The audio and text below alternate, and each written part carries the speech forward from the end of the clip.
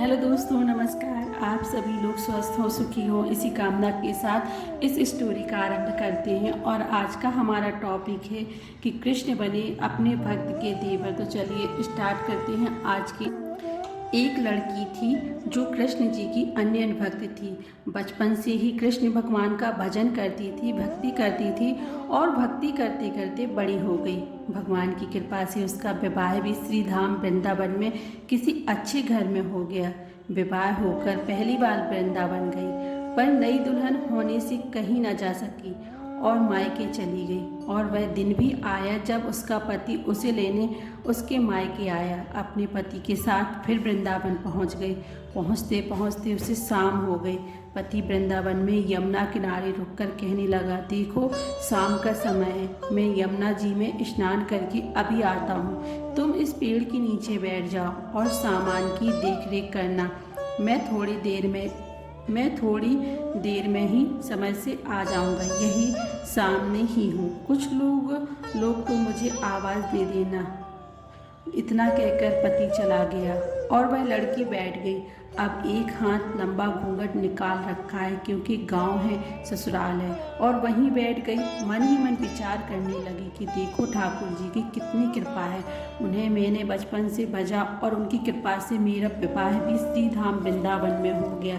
मैं इतने वर्षों से ठाकुर जी को मानती हूँ, परंतु अब तक उनसे कोई रिश्ता नहीं जोड़ा। फिर सोचती हूँ ठाकुर जी की उम्र क्या होगी। लगभग 16 वर्ष के होंगे।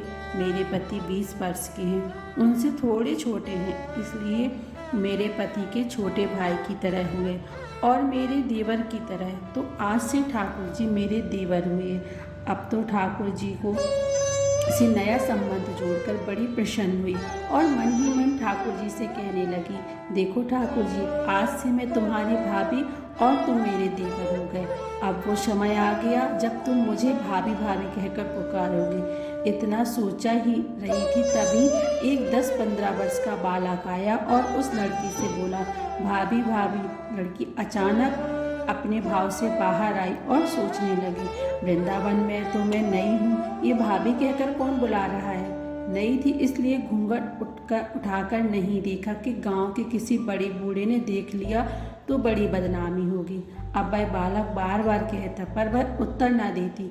बालक पास आया और बोला, भाभी तनिक अपना चेहरा तो दिखा दो।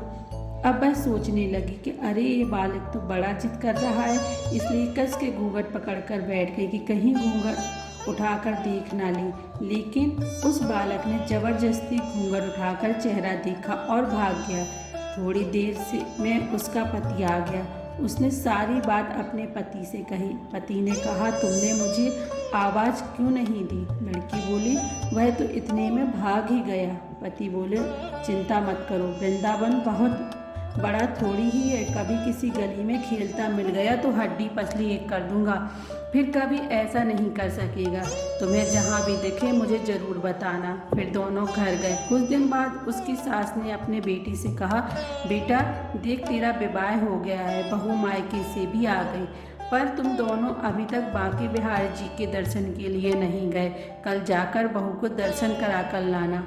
तब अगले दिन दोनों पति पत्नी ठाकुर जी के दर्शन के लिए मंदिर जाते हैं और मंदिर में बहुत भीड़ थी। लड़का कहने लगा, देखो तुम स्त्रियों के साथ आगे जाकर दर्शन करो, मैं भी आता हूँ। अब वह आगे आ गई, पर घूंघट नहीं उठाते। उसे डर लगता, कोई बड़ा बूढ़ा देखेगा तो क्या कहेगा।